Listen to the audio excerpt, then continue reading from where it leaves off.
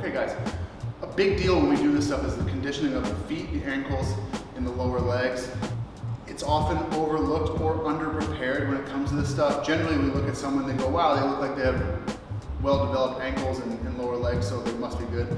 One thing I faced in this kind of COVID scenario was with athletes that were going to go into a season but not have really the same prep time with camp, practice with their team, was that they weren't going to get the same exposure with the feet and the lower legs. So we do this every time that we warm up, whether we're going to sprint, whether we're going to change directions, whether we're just going to lift. We just do it to stay on top of it. The repetitions accumulate, right? There's also some stuff with balance and foot control and all that other stuff, but so here's the series. You're going to go on your heels, right? So I want to be totally dorsiflex, and then I'm going to walk without letting my toes or my forefoot or anything really touch the floor. I don't like to see this, so I don't want the butt back. I want to be pretty much in line, right? And just firing up those shin muscles. The second one is just the opposite. It's going to be a low heel raise, so I'm walking on my toes, right? And I'm just kind of getting the arch of my foot woken up. I'm spreading my feet out in my shoes. Sometimes I like to go from low toe raise to high toe raise by the end, depending on the distance that you're gonna do it, all right? The next one is, for me, for athletes in injury prevention, maybe the biggest one, okay? It's a little bit scary when you start with it because we don't get exposure to this stuff a lot, but I like to go on the outsides of my feet, so I really roll my ankle, right? I'm fully supinated. I like to go on the outside and just walk, all right? So I'm not going crazy, I'm not gonna skip like this, I'm just gonna walk.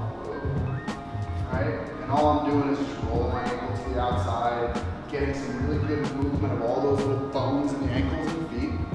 And then the last one is going to be putting it all together. Is I'm going to go from fully dorsiflex, so a heel rock up to my toe, and then I'm going to have a little moment of balance. So I'm here, moment of balance, moment of balance.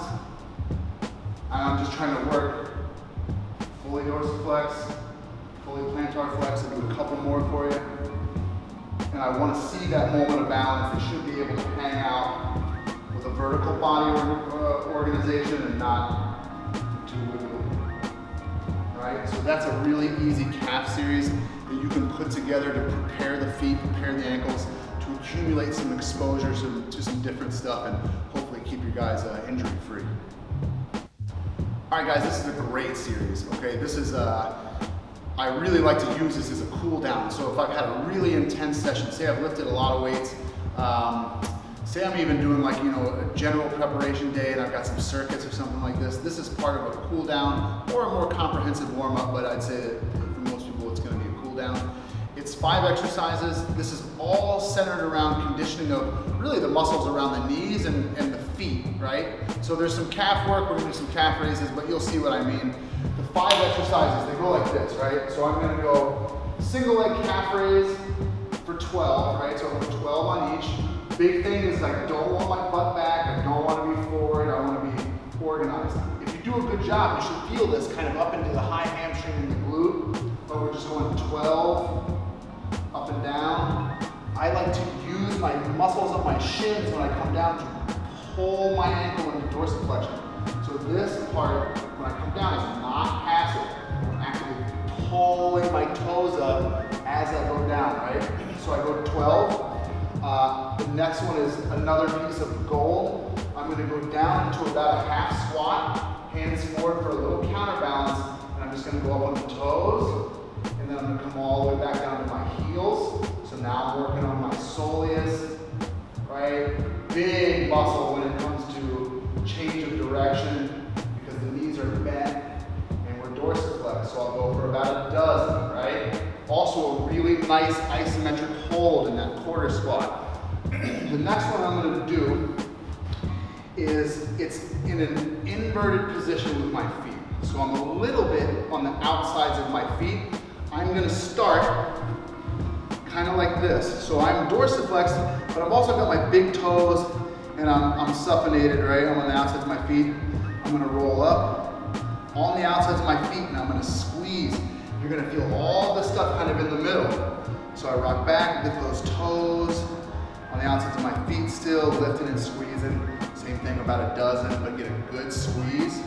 The next one is gonna be a wider stance squat with my feet out, because we wanna work on the arch of the foot. I'm not gonna go and do anything in a pronated position like this. The way that I'm gonna get it is I'm just gonna turn my feet out, right? And then I'm gonna go up on my toes a little bit. So I'm here like this, keep my body oriented forward. I'm gonna squat all the way down without putting my heels down, and then I'm gonna come all the way up without letting them drop. I'm not gonna go higher onto my toes at the top, but I'm just gonna keep everything elevated, and I'll go for about a dozen, okay? So the ankles are getting a little tired already, right? The last one is gonna be a forward lunge or a walking lunge with my heels elevated still. So it will look like this. I'll step forward, my heel stays up, I'm gonna drive right out without that heel dropping, step forward again, heels up, step right through. That one I'll say I'll do for between 8 and 12 per leg. If I'm doing them walking, I'll do like 20 to 24 repetitions, something like that. Try to do them with minimal rest in between and build up tolerance and capacity for the lower legs. The way that I usually implement them is in an early prep. One day, say I'm doing sprint work or something accelerating, I'm gonna do more like strength-oriented calf work, something like that with a little bit of weight, maybe some pogos in the beginning, bouncing around. On my lower level days, or wherever I think I can fit them, I'll do this series just one time through. So go ahead and give it a shot. Feel free to leave me some comments in the comments section. Have a great time.